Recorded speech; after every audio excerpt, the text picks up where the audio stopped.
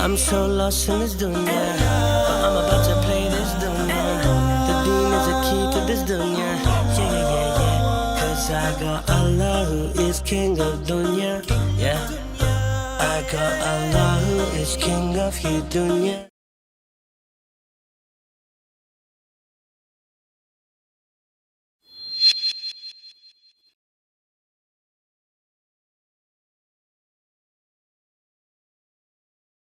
Okay, and then insofar as the role, and we'll get into this later, but insofar as the role of the man and the role of the woman, this is just what Allah decreed, period, full stop. You can kind of get into the mud as to why the woman is created to do this and why the man's function is X, Y, and Z, but if you step away from the why, that is just the way it is. So, on YouTube, there's a growing trend of vloggers, Okay. and they just record their life. One of the things I like to watch is an elderly couple, older, I want to say elderly, like older, probably in their late 50s, early 60s, something like that, in the country of Azerbaijan. And the channel's called Country Life. Okay. And they just record themselves, no talking, nothing, they just what they're doing in life. But of course, there's nice scenery, there's greenery, there's farm animals, and so it's relaxing. The noises, the sounds are very relaxing. So it's an enjoyable thing to watch. Okay. And I was just sitting there looking at them. These are Muslims, by the way. Okay. Right? And I was sitting there looking at them. They're living in a place where their neighbor is probably not for a few miles away. The closest person next to them is probably not a few miles away. And it's literally just them, it's man and woman. And whoever's recording the camera, but the life is just man and woman, husband and wife. And so let's try and make a list of their chores. What do they have to do as farmers? And remember, most of human civilization was in farming. It was agriculture. It's how humans lived. Just eating. And this whole urban stuff, and the fact that soon, if it hasn't already occurred, where 50% of America is in urban areas. Previously, it was 70% of Americans were in rural areas. America, right? So I'm looking at them like, what is their list of things to do? They have to get up, they have to eat breakfast, and there are certain tasks that need to be done. Okay, something needs to be built for crops. Seeds need to be plowed. The land needs to be plowed or sowed. And maybe there's something that needs to be fixed. Maybe an animal needs to be taken care of, or maybe it needs to be milked. And you got to gather the firewood. And you have man and woman. Right? And so you have a list of tasks. And by logic, forget about our cultures. Right. Forget about gender. Right. You have a man and a woman. And let's just make it a little bit more specific. You have food. You have to repair the roof. Maintenance. Right, maintenance, right? You have to gather the firewood. Yeah.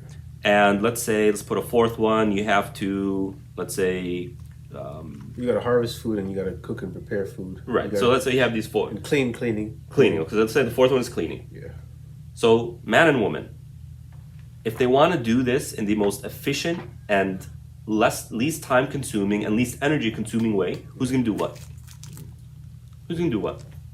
The stronger one does the hardest physical labor. Right? Isn't it in the woman's advantage, in her own interest, to say, I'll take the less physically demanding things? Yeah. And so get out of this Western mentality of gender, and it's all gender stuff, and it's planted, and nature versus nurture, and all that. Just take a moment, and I want to do this with my youth. Yeah. Let's put, in a hopefully halal way, put a man and a woman, and groups of two, male, female, and let them compete in tasks. Right? Put a task, and let's see who does what. I highly doubt that they're going to start thinking, no, you can't.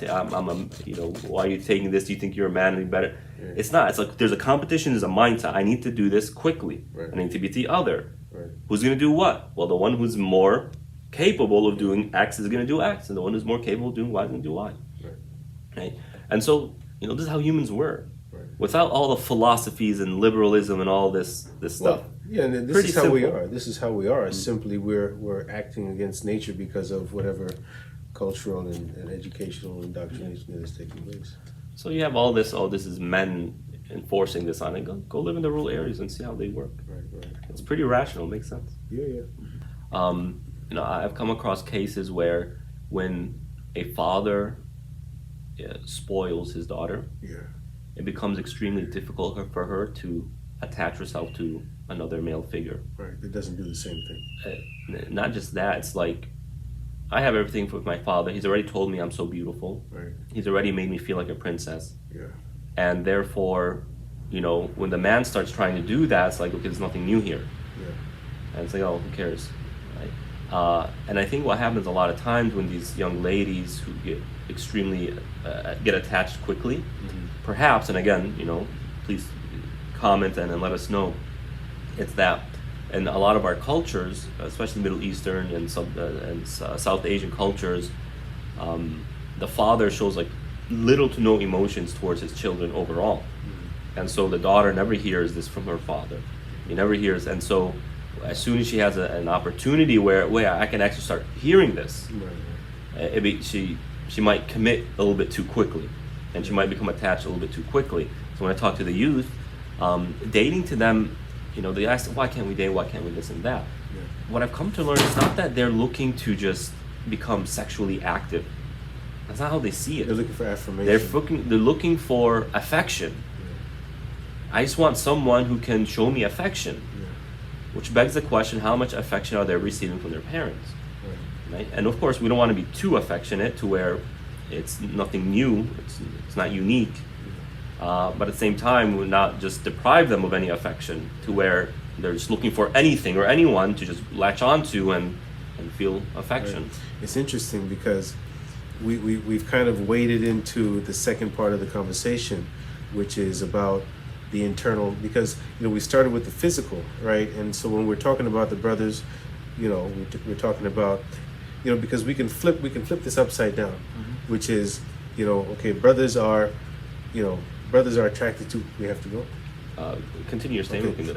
So brothers are, they've got this 60-40, which is 60% they're attracted physically, and therefore the flip side of that is it also speaks to the sisters because they have to also be the one that a brother is attracted to, and so it speaks to them as to, well, what type of condition do I need to keep my body in so that I can be attracted to one of these brothers who are focusing so much on the physical part. Yes. But then when we talk about the sisters, because the sisters have a much, well, not, I don't know if it's much, but a lower level of physical attraction and a higher component of emotional, spiritual attraction, then the conversation about being physically ready for marriage naturally shifts towards the spiritual preparation of men.